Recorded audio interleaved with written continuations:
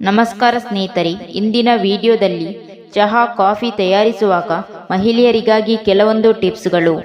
ಚಹಾ ಹುಡಿಯನ್ನು ಡಬ್ಬಿಯೊಳಗೆ ಶೇಖರಿಸಿಟ್ಟುಕೊಳ್ಳಬಾರದು.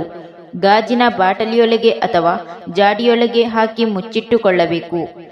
ಚಹಾ ತಯಾರಿಸುವಾಗ ಒಂದು ಚಿವುಟು ಅಡಿಗೆ ಸೋಡವನ್ನು ಹಾಕಿದರೆ ಆ ಚಹಾ ತೀಕ್ಷ್ಣವಾಗಿ ಇಬ್ಬರಿಗೆ ತಯಾರಿಸುವುದನ್ನು ನಾಲ್ವರಿಗೆ ಬಡಿಸಬಹುದಲ್ಲದೆ ಅದರಲ್ಲಿ ಸೋಡಾದ ರುಚಿ ಅಥವಾ ವಾಸನೆ ಇರದು. ಚಹಾ ತಯಾರಿಸಲು ನೀರನ್ನು ಕುದಿಸುವಾಗ ಕೆಲವು ಏಲಕ್ಕಿ ಸಿಪ್ಪೆಗಳನ್ನು ಹಾಕಿದರೆ ಆ ಟೀಗೆ ಸುವಾಸನೆಯಿಂದ ಕೂಡಿದ ರುಚಿ ಉಂಟಾಗುತ್ತದೆ. 1 ಲೋಟೆ ಚಹಾ ಪಾನೀಯಕ್ಕೆ 2-3 ತೊಟ್ಟು ಗುಲಾಬಿ ಸತ್ವ ಹಾಕಿದರೆ ಒಳ್ಳೆ ಪರಿಮಳ ಉಂಟಾಗುತ್ತದೆ. ಚಹಾ ತಯಾರಿಸುವಾಗ 2-3 ಪುದೀನ ಎಲೆಗಳನ್ನು ಸೇರಿಸಿದರೆ ಬಹಳ ವಾಸನೆಯುಂಟು ಮಾಡುತ್ತದೆ. ಚಹಾ ಪಾನೀಯವನ್ನು ಕೊಡುವ 1-2 ನಿಮಿಷಗಳ ಮುಂಚೆ ಕಿತ್ತಳೆ ಹಣ್ಣಿನ 1 ತುಂಡು ಸಿಪ್ಪೆಯನ್ನು ಸೇರಿಸಿದರೆ ಒಳ್ಳೆ ಸ್ವಾದಯುಕ್ತ ರುಚಿ ಬರುತ್ತದೆ. ಚಹಾ ಸೊಪ್ಪನ್ನು ಕುದಿಸಬೇಡಿ. ಕುದಿದು ಮರಳುವ ನೀರನ್ನು ಸೊಪ್ಪಿನ ಮೇಲೆ ಹುಯ್ಯಬೇಡಿ. 3 ನಿಮಿಷಗಳಿಗಿಂತ ಹೆಚ್ಚು ಹೊತ್ತು ಚಹಾ ಸೊಪ್ಪು ಬಿಸಿ ನೀರಿನಲ್ಲಿ ಇರಕೂಡದು. ಇದು ಟ್ಯಾನಿನ್ ವಿಷಕ್ಕೆ ಕಾರಣವಾಗುವುದೆಂದು ಆಧುನಿಕ ಅಭಿಪ್ರಾಯವಾಗಿದೆ. ಏಲಕ್ಕಿಯ ಸಿಪ್ಪೆಗಳನ್ನು ಬಿಸಾಡದೆ ಅವುಗಳನ್ನು ಚಹಾ ಕುದಿಯುವ ನೀರಿನಲ್ಲಿ ಹಾಕಿದರೆ ನೀರು ಬಹಳ ಸುವಾಸನೆಯಿಂದ ಕೂಡಿರುತ್ತದೆ. ಕುಡಿಯಲು ಬಿಸಿ ಬಿಸಿ ಕಾಫಿಯನ್ನು ತಯಾರಿಸುವಾಗ 1 ಟೀ ಚಮಚ ಕಾಫಿ ಹುಡಿಗೆ 1 ಚಿವುಟು ಒಣ ಸಾಸಿವೆಯನ್ನು ಹಾಕಿದರೆ ಆ ಕಾಫಿಯು ಬಹಳ ಸುವಾಸನೆಯುಳ್ಳದ್ದಾಗಿಯೂ ರುಚಿಕರವಾಗಿಯೂ ಬದಲಾಯಿಸಿಕೊಳ್ಳುತ್ತದೆ.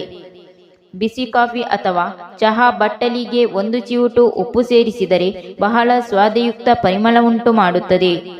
ತಣ್ಣಗಾದ ಕಾಫಿಯನ್ನು ಪುನಃ ಕಾಯಿಸುವುದಾದರೆ ಅದನ್ನು ಕುದಿಯಲು ಬಿಡಬಾರದು. ಕಾಫಿಯ ವಾಸನೆಯು ಕೆಟ್ಟು ಹೋಗುತ್ತದೆ. ಆದಷ್ಟು ಮಟ್ಟಿಗೆ ಕಾಫಿಯನ್ನು ಹೊಸದಾಗಿ ತಯಾರಿಸುವುದು ಉತ್ತಮ. ಕಾಫಿಯನ್ನು ತಯಾರಿಸುವಾಗ 1-2 ತೊಟ್ಟು ವೆನಿಲ್ಲಾ ಸುವಾಸನೆ ಸತ್ವವನ್ನು ಸೇರಿಸಿದರೆ ಅದರ ರುಚಿಯಲ್ಲಿ ಅಸಾಮಾನ್ಯವಾದ ಮತ್ತು ಆನಂದದಾಯಕವಾದ ಬದಲಾವಣೆ ಉಂಟಾಗುತ್ತದೆ.